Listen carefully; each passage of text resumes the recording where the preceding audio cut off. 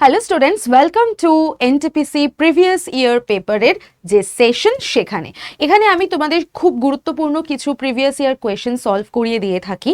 আজকে আমার কাছে রয়েছে 4 সেপ্টেম্বর 2025-এর 4:30-টের যে পেপার হয়েছিল আন্ডার গ্র্যাজুয়েট লেভেলের, সেই পেপার। চলো দেখে নিই কীরকম প্রশ্ন আমাদের এসেছিল। ফার্স্ট কোয়েশ্চেন বলেছে, স্বাধীনতার সময় ভারতের অর্থনীতি কি টাইপের অর্থনীতি ছিল? তো আমরা এই ক্ষেত্রে দেখতে পাই যে প্রাইমারি, সেকেন্ডারি এবং টারশিয়ারি এই 3 প্রকারের অর্থনীতি মূলত রয়েছে। তার মধ্যে আমাদের এগ্রিকালচার, মাইনিং, ফিশিং এই ধরনের বিষয়গুলো রয়েছে প্রাইমারি সেক্টরের মধ্যে। আর স্বাধীনতার সময় ভারতের অর্থনীতি কিন্তু মূলত কৃষি ভিত্তিকই ছিল, তো এগ্রিকালচার হয়ে যাবে সঠিক উত্তর। নেক্সট কি বলেছে না, ইনফ্রাস্ট্রাকচার ডেভেলপমেন্ট এটা আমাদের যে কোনো সাস্টেনিং হাই গ্রোথের জন্য একদম এসেনশিয়াল, এবং আমাদের যদি কোনো রিজিয়নাল ডিসপ্যারিটি থাকে সেগুলোকে রিডিউস করার জন্যও কিন্তু এসেনশিয়াল। কিন্তু তোমাকে বলতে হবে which of the following sector is not typically included in the core infrastructure sector in India? অর্থাৎ ভারতের অবকাঠামোর মূল যে খাত সেখানে নিচের কোনটা পড়ছে না? আমাদের সঠিক উত্তর হয়ে যাবে ট্যুরিজম পড়ছে না।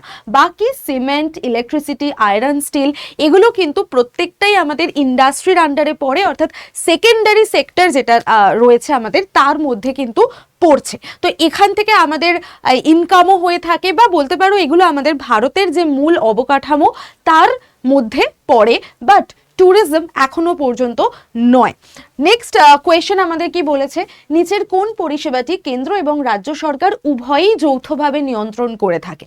তো এক্ষেত্রে আমাদের সঠিক উত্তর হয়ে যাবে ইন্ডিয়ান অ্যাডমিনিস্ট্রেটিভ সার্ভিস, অর্থাৎ যেটা আমরা আইএএস, আইপিএস, আইএফএস এই যে চাকরিগুলো দেখে থাকি, এই ধরনের যে সার্ভিস তার কথা আমাদের বলা আছে আর্টিকেল নাম্বার 312-তে। আর পার্ট নাম্বার 14-তে কিন্তু এই স্টেট এবং সেন্টার এদের দুজনেরই বলতে পারো যে যৌথ সার্ভিসগুলো রয়েছে তার একটা বিশ্লেষণ ওখানে দেওয়া আছে। তো তোমরা যদি এরকম টাইপেরই প্রশ্ন আরও প্র্যাকটিস করতে চাও তাহলে বিকেল 4টের সময় ক্লাসটা করতে ভুলো না এই চ্যানেলে।